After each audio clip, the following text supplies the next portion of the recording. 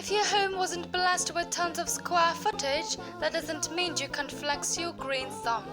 All of these indoor plants take up minimal space, but don't worry. There are some trees if you have just a bit more room to work with. And many even require less sunlight, which is a must when you only have a few windows to work with. And if you don't have much of green thumb, hey, you'll get there. Most of these plants are fairly easy to keep alive, no matter your skill level, your taste, or how much space you have to spare. There's a houseplant for you here. Your indoor garden paradise dreams are about to come a reality. Well, hello guys, today welcome back to our channel Unbelievable Facts, and today we will be looking at the best indoor plants you can have so that you can flex your green thumb. Don't forget to subscribe our YouTube channel and hit the bell icon for notifications. Pothos plant. The pothos plant has perhaps the best reward to effort ratio in flora game.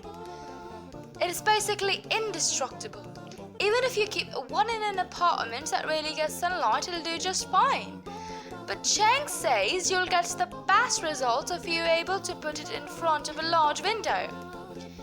The plant's vine reach and twist outward quickly, so get ready for your home to rapidly transform into Poison Ivy's lair.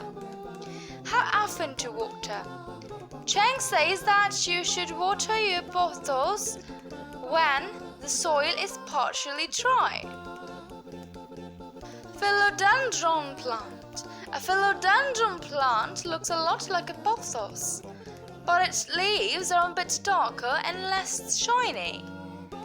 Its heart-shaped leaves will take neglect and smothering, says Parkerton. Plus, they're incredibly easy to root, so one plant can easily turn into a small jungle. How often to water? Water when soil is partially dry, generally, but rarely. Hard to go wrong here. Snake plant. Not only does a snake plant look like a suitable stand-in for the fire emoji, but it also is one of the easiest plants to take care of. If that isn't enough to convince you, well, it's also a NASA-approved air purifier. While all the plants are adapted to soaking up carbon dioxide, NASA found that some plants do go to the extra mile by absorbing toxins like benzene. Cactus. Cactuses are designed to make your life easier. These thick, fleshy plants retain water better than other species, so even the most forgetful and water-withholding among us are able to keep them alive. In the best conditions, a saguaro cactus can live for hundreds of years. If you do this right, you'll be able to pass your pet cactus down to your grandchildren. How often to water? Water when soil is completely dry. Succulent. Succulents are the cats of the plant world. They're independent and generally happier being left alone to waste the day lazing away on a sun-drenched perch. They're also right at home in any white minimalist latte art pouring coffee shop. There are endless varieties of succulents to match your own personal style, latte art, Instagramming or not, and all require little more than a spot in sun. How to often water? Probably a bad idea to stick your fingers in the soil of one of these. When you lift the plant and it's feeling light, fill a bowl of water, plop the plant in and let it root. Drink for about an hour. Benefit number 1. They help us breathe better. Benefit number 2. They increase our productivity. Benefit number 3. They can live anywhere. Succulents and cacti are your best bet for adding a bit of greenery and visual interest to your space. With their low-maintenance personality and shallow root system, these beauties are the perfect plants to use when creating a unique garden, getting art and nature in one space. By choosing low-maintenance plants such as succulents and cacti, anyone can bring more green inside. Consider choosing succulents and cacti and learn all the health benefits indoor gardens offer.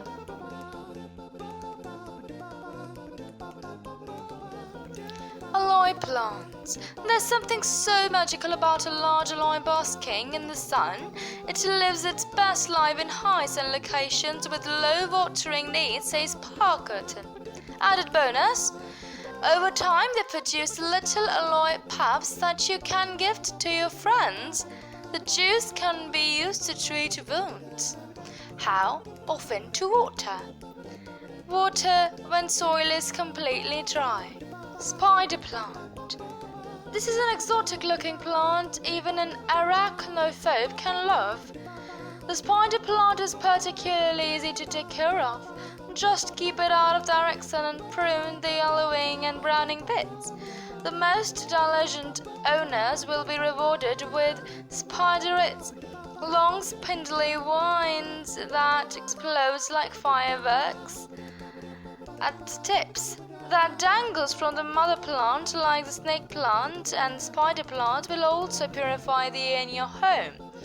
It's recommended that you see one spider plant for every 100 square feet, so about 2 plants for the average New Yorker.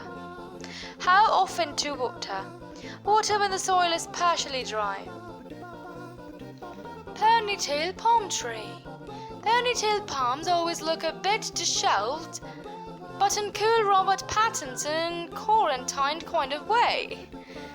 It's technically a succulent, which means it'll thrive conditions with bright and medium light. It's not exactly a palm, but it has the look of one and can instantly transform its pace to make it feel more tropical, says Carter. How often to water? Water when soil is dry, which Carter estimates is about every 3 weeks. Rhipsalis plant. These droopy cactuses are weird, which is a large part of their appeal. They don't look like they belong underwater or on Mars, said Parkton. They prefer bright indirect sunlight. How often to water? Water when soil is partially dry. ZZ plant. ZZ plant is a hardy plant that grows beautifully and quickly. It can do well in low light conditions, and it's known for being low maintenance, says Carter. Its waxy green leaves aren't large, but each plant has about 1 million of them, which makes each one a real looker. How often to water? Water when soil is completely dry. How to pot and repot your plants. Before buying a plant, make sure that you actually have an appropriate home for them. Usually a plant will come in a small plastic container with no room to grow, so you'll want to repot in a larger vessel with some drainage and a saucer to collect any excess water. Layer the new pot with a bit of the soil, then take your plant along with its roots out of the container it came in and put the plant in its new pot. Add a little bit of soil on the top. Make sure the soil isn't packed too tightly and that soil level is below the lip of the planter. Otherwise, when you try to water it, the water is just going to spill out over the top.